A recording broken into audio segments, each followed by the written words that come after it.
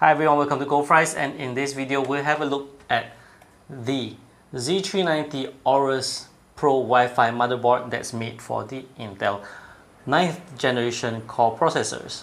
I'm sure you've seen my teaser video a couple weeks back, so you have an idea of what the board is already. So in this video I'll go into more detail on what I think of the board. So let's start from the upper corner here. Now over here, this heatsink, it's not the fin array type like you read. The fin array type is found only on the higher end models. So this Pro model is actually tiered under the gamer category. They have, let me show you the picture right now. So as you can see, the Pro Wi-Fi is targeted for gamers, not the enthusiasts. But that doesn't mean I won't use it like an enthusiast. I'm still going to overclock it, and I did overclock with it. So fin array aside, power phase, it has a 12 plus 1 power phase. It has a built-in I/O shield, good. As for the lightings, if you remember the other videos, there's no more lights on the PCI-E area. And I like it that it has the LED indicators over here during the power up. It goes through the RAM, CPU and all that. Alright, so that's pretty much what I can say about the board. It's a good layout, nice placement of fan connectors and all. And the only thing that I wish it has is like the reset button and OC button as such. Those are really nice to have. Speaking of that, let's talk about the Uefi interface now. For this board, Gigabyte has introduced a new Uefi interface, and as you can see here, it has a summary and interface right now. And then it has a new feature for you to add these your favorite settings to the favorites list. Now, I think this is a good move. Typically, I do not like Gigabyte's Uefi simply because it has categories after categories, layers after layers, just to have one or two changes. It's just so petty, but yeah, and it's time consuming, and after you don't fiddle it for a while, you forget and you go into it again, you're lost at it too. I many times had to go in, it's not there, and look for it all over the place. Now, this adding a favorite feature is a good thing. It's just that there's one flaw. There's a limitation to it. I won't say it's a flaw. I counted it up to 31 on my side. I don't know why it's such a weird number at 31, but that's what I had at the maximum.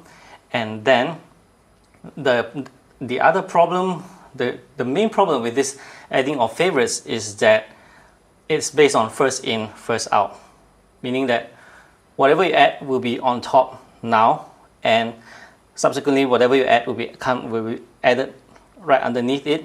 So if you put the CPU vCore, you favorite it at the top first, and if you happen to accidentally delete it and you add it again, it will be at the bottom.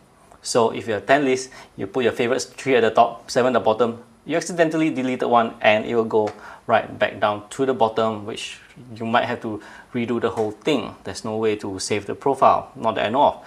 So that's the good and the bad part about this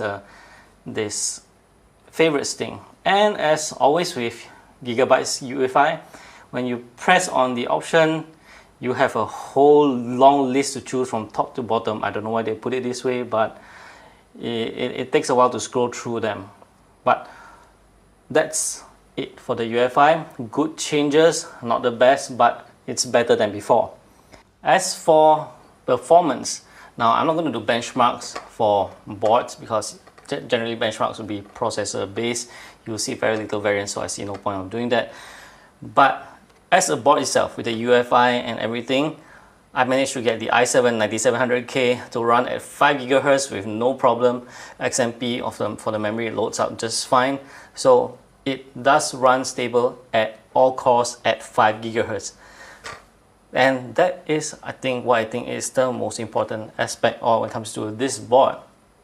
Now, as for the price of this board, it retails at RM959, which I think is a little bit high considering that it's a quite basic actually. Sure, you have M.2 covers and such.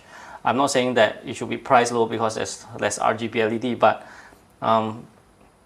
it does look like I feel that it could be better the placement would be better if it's priced just a little bit lower. It doesn't have to be very much lower. I just want it to be a little lower, considering the fact of, like what I mentioned, that there's also no buttons and all that. It feels like a very bare basic board.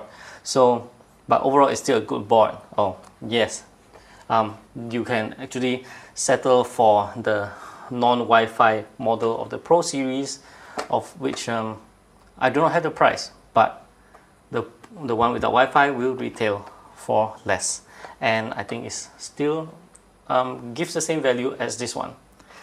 Overall, I'm giving it a silver badge, and I do hope that Gigabyte could improve on this, better price, and add some more buttons, and it's all good. Alright, so that's it for this video, guys, and I'll see you in the next one. Bye bye.